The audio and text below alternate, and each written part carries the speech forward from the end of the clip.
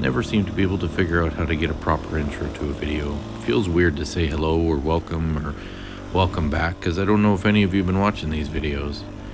But here we are, second video of 2023. I really wasn't sure how many more I'd get, as some of you that follow the channel will know that 45 minutes into my season that I was racing down in Washington in the States on my brand new, new to me KTM 350, and I broke my arm warming up for a race. Wasn't a great start to the season, but we got motoring here in early August, and we've actually had a fair amount of riding, so I haven't been putting out videos yet this year. A major change to the video format to this channel will be that we are splitting into 3 different types of videos. I will still continue to have racing videos, although this year I've had to take off as my physio has been taking a little bit longer than anticipated. But I've taken back up into dual sporting, and my daughter and I here, we have decided that we want to do more adventuring through the woods and exploring, as opposed to racing, and it should be an interesting turn. There'll be a lot of new content, hopefully, and something a little bit different for everybody. As mentioned a few seconds ago, my daughter will be the star player in this video. Elizabeth is her name. I typically call her Lizzie. She is riding a very angry 2007 CRF 150R that she's been riding on for a couple of years. Now, we will circle back with all details, Lizzie, but I first wanted to talk about this bridge that we're coming up to. Apparently, from the details we got in the town, it had just opened this year, and this bridge here is accessible by ATV trail only. Nordegg is located kind of central Alberta, up against the eastern side of the Rockies. Gorgeous area, and they seem to have leaned right into the whole off-roading thing. More so the side-by-sides and the quads, although the trails are obviously accessible by motorcycle as we're so much smaller.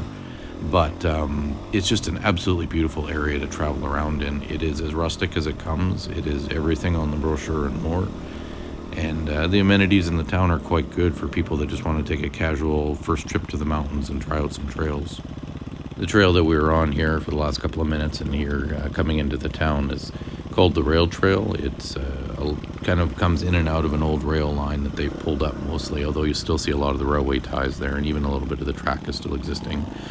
What's neat about Nordegg is that they've kind of integrated everything into the town. As you can see here, we're just cruising into the gas station. There's ice cream and a restaurant there, and bathrooms, showers, things you can use. But they seem to be designing the town to be very, very ATV friendly. I don't know if they're making that as their business model or whether it just kind of comes with the territory and the type of people that want to live here. But it does make for a very interesting experience. There aren't too many places left where they not only don't prohibit ATVs and off-road vehicles, but they actually significantly encourage them there, and everybody seems to be really friendly to the riders and helpful, as opposed to trying to run us out of town. Now, me and Lizzie, we've been riding in this area for I think the last 3 years. We're still exploring a lot of it, but we're starting to know the trail system pretty well and expand out a little bit far. And we've kind of grown the size of the riding we do a little bit too by adding in the Bighorn public land use zone. This area that we're coming up to here is the top of one of the hillsides. I think it's just under 6,000 feet, but we've managed to find a lot of these hilltops, and it's been interesting kind of transitioning out of more the track and trail to more of an adventure style riding with Lizzie. Just Alberta's been great for finding new areas to explore.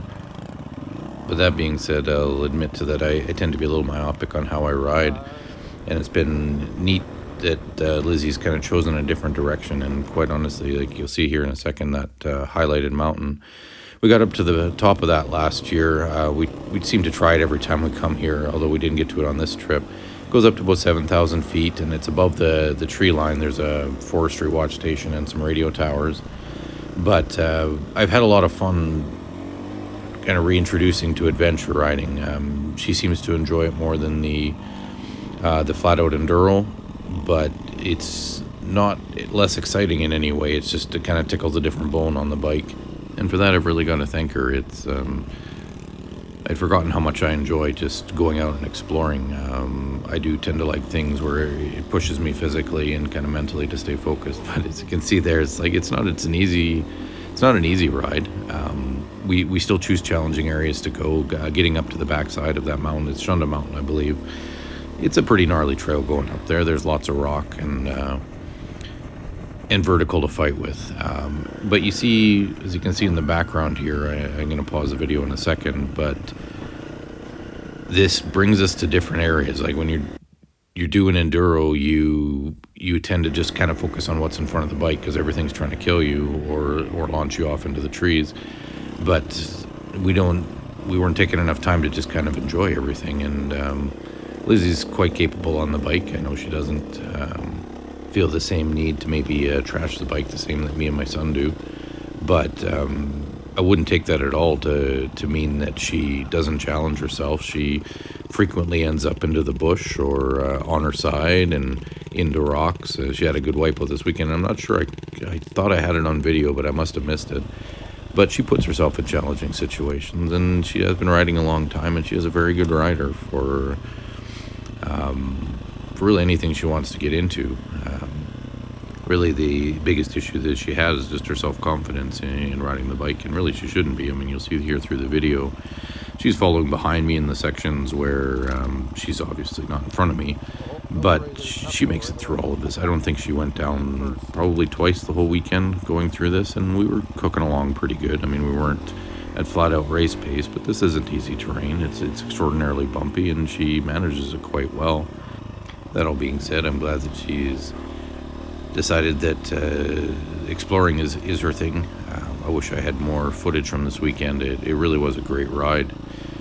This is Bighorn Park. It's the first time I've actually ridden in here. Well, actually second time that I've ridden in here. We went here for a few minutes the last time, but it's just stunningly beautiful. There's no other way to put it. We'll be coming up to Abraham Lake here in a minute, which is an emerald lake and kind of the headwaters for the North Saskatchewan River. But the trail system through here is just amazing, extraordinarily well mapped, and for all the hatred directed towards off-road riders, this is an exceptionally well managed park. Normally you see these off-road parks, and there'll certainly be sections that are abused and kind of people running all over and cutting new trails, but this, for whatever reason, I mean, part of the reason might be that the Fish and Game were there checking on everybody. But everybody seemed to stay on the trails. It was quite sane, which was a little bit surprising because it is out in kind of the middle of nowhere. But I hope that these areas stay open because it's so worth exploring for most people. It's just, the trails are fun, the scenery is beautiful, there's so much wildlife. We got to see bighorn sheep right up close. And there has to be well over 100 and some kilometers just of obvious trail plus stuff that's maybe a little bit less obvious, but that's just the mark stuff. Coming up to the lake, I just can't state how relaxing this was. This is picturesque to the maximum. I can't imagine a more beautiful place in the Rockies. Water's cold for obvious reasons. It's coming right out of the mountains off the glaciers. Water's been low for a few years. I don't know what the standard water level is, but I don't know if I've ever seen Abraham Lake really all the way up. But it's just amazing. There's really not much else to be said about that. And when you're going through the woods on the trails, I tend to like to lead, although I'm trying to take more of a following position in the last couple of years as the kids are getting older, and they're quite capable, so I don't necessarily need to be the one bushwhacking. It's more so for safety.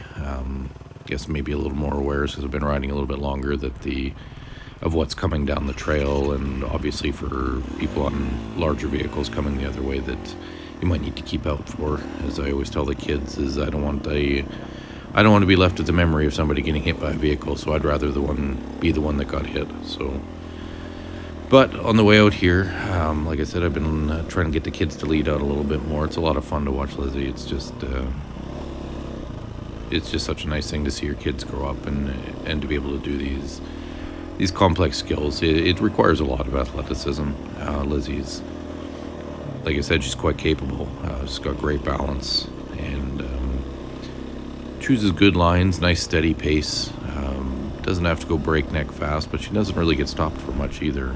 She just leans kind of right into it, and you really, as a parent, you can't be any prouder than that. She really has done quite well to master her craft. And coming to the tail end of the video, kind of coming out, there's this interesting gravel pit. There are so many places that I want to go, so we have lots of planned trails and outlets that we want to try next year. We did do quite a long loop into the mountains, went up quite a ways out of here. Somebody described it as that you just keep seeing trail markers and you can keep going until you kind of get tired and need to head back. But we were out there for a full day going as deep in as we could and never really ran out of trail. There's just so much to see. It's hard to describe. But I'd say, like, if you wanted to come to this area, there is entry-level riding. I would say that entry intermediate is probably the best level if you're on the bike. I don't know how to rate ATV things. I don't really have interest in them. But coming out here, again, just beautiful. But you'll see on the left is Abraham Lake. There's a water intake kind of up there on the left. But if you look over the right-hand side past those Lego bricks, we were camping down in there. This is a random camp zone in the province down at the river on the right. And then there's another campground kind of ahead on the left there. Just unbelievably cool place to go. It was the September long weekend on this weekend. It did get everything as you would expect in Alberta on September long weekend, and we can leave it at that for people that aren't in Alberta. But overall, people were pretty respectful, and despite it being kind of a off-grid, off-road place to go to, it was surprisingly sedate, although obviously noisy, as I was kind of alluding to. So that's video 2 of the year and video 1 of adventure. So we'll see you next time.